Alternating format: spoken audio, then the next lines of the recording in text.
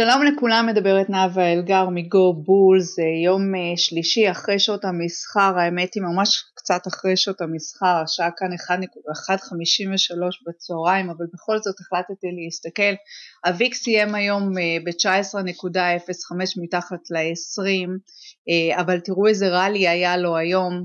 הוא עלה כלפי מעלה, ירד כלפי מטה ממש ממש חזק, ועוד פעם תיקן את עצמו פחות או יותר לטווח של האמצע. אני הולכת ל-E מיני על ה-S&P, זה בכלל, נכון, נראה לי שסיים היום, בואו נראה רק שנייה משהו, SPX, כמה ימי מסחר סיימנו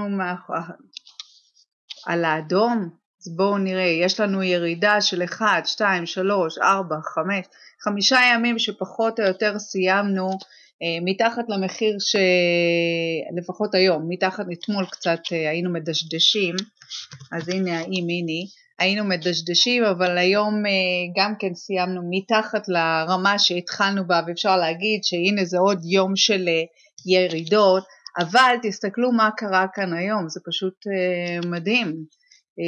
ה-E מיני התחילו ב-1367, ירדו ל-1343 ותקנו את עצמם בחזרה. זאת אומרת, ככה אני רואה את זה, יש איזשהו טווח מסחר מאוד מעניין שהתפתח לפחות בימים האחרונים, וזה יכול לייצר לנו עסקאות מעניינות. עכשיו, העסקאות המעניינות שאני מדברת איתה עליהן, זה בסך הכל לשבוע הזה, אם עושים על ה-SPX, נראה לי שצריך ללכת על טווח של באמת טווח, אם 1350, אז בהחלט הייתי הולכת כמו שכתבתי היום בבוקר בפורום ל-1315, שזה נתן איזשהו כסף היום בבוקר, בטח היום שעה כבר לא נותן, אבל אף פעם זה לא מאוחר. תשימו לב שהרלי היה בסביבות 20 וכמה נקודות, 43 ו-59 הכי נמוך, היה בסביבות של 10 נקודות, 20, נניח ללכת 20 נקודות למעלה, 20 נקודות למטה מהטווח שאנחנו מגיעים אליו, זה בהחלט יכול להיות מעניין, ואם מדברים יותר ספציפית, אז ל-1380, ובואו נכתוב רגע SPX,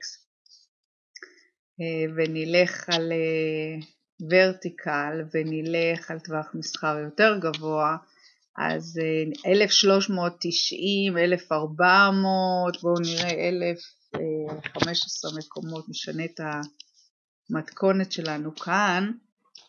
אז אם אני הולכת על 10 נקודות, הנה, אני מסתכלת על מה, התפלאתי איך יכול להיות שנשארו כל כך הרבה פרמיות.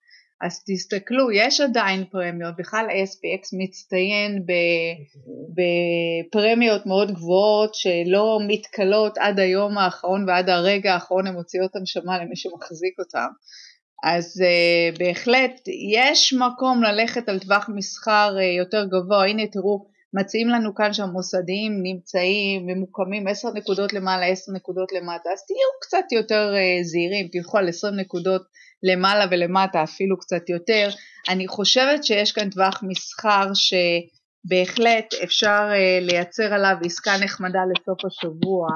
הנה, אם אני מסתכלת כאן, בואו נראה בחופשי יותר מעניין, אז תסתכלו, 1359 זה המקום הכי נמוך שאנחנו נמצאים, בהחלט הייתי הולכת ל-20 נקודות למעלה, 20 נקודות למעלה, לסביבות ה-1400, משהו מהסוג הזה, לייצר כמה גרושים לסוף השבוע. דבר נוסף, תסתכלו על הוויקס, הנה הוויקס, תסתכלו, בואו נהפוך את כל הטבלה הזאת לסינגל, ומה שאני רואה שהאימפלייד וולטיליטי בצד של הפוטים הוא 80, בצד של הקולים הוא 132, מה שמראה שלפחות למחר זה לא נראה שהולך להיות יום שיזוז בו במיוחד איזשהו משהו, זה נראה כמו יום מה שנקרא אנחנו מחכים, נמצאים על הספורט, לראות אם הספורט הזה שומר על עצמו או לא שומר על עצמו. דבר חשוב שנראה לי שהוא ייתן לנו את הסמן, זה היורו, ואני אשים כאן את היורו וה-USD, כאן זה תנועה לחודש אחד, ואנחנו רואים שהתנועה הזאת זזה, עכשיו אנחנו ירדנו במהלך היום, בואו נלך על יום אחד. הנה זה יום אחד, תראו איזה מסחר היה כאן, 1.304 היה הכי גבוה, סיים ב-1.3, מה זה סיים? הוא עדיין נסחר. וזה הרמה שנלחמים עליה. עכשיו, לא סגרנו עדיין מתחת ל-1.3 בשום יום של מסחר, אבל ברגע שנסגור מתחת ל-1.3 אז כן צפוי שהשוק ירד, וכן צפוי שהיורו יכול לרדת ל-1.25, 1.26, ויש לכם את התעודת סל, ה-FXE, על היורו, שאתם נסחרת נזילה וכדאי לחשוב עליה. נוסף, מחר לאחר שעות המסחר פרייסליין. כל מי שבגוגולס ומסתכל עליי ומגיע מחר על המפגש, פליז, תסתכלו מה דעתכם על העסקה הזאת. לדעתי יש מקום כאן לעסקה למאי, 100 נקודות למעלה, 100 נקודות למטה, ובכלל אם מסתכלים על פוסיל, אז היחלשות במסחר באירופה, ופרייסליין עלתה בגלל התחזקות במסחר באירופה. אז די מעניין לראות מה לפרייסליין יהיה להגיד לגבי אירופאים. עכשיו, הבחירות באירופה, בגלל שיש לנו חוסר אירועים אצלנו כאן בארצות הברית, אז גורמות לדי חוסר יציבות, והן מילים קלות, אני אומרת את זה, באזור שלנו.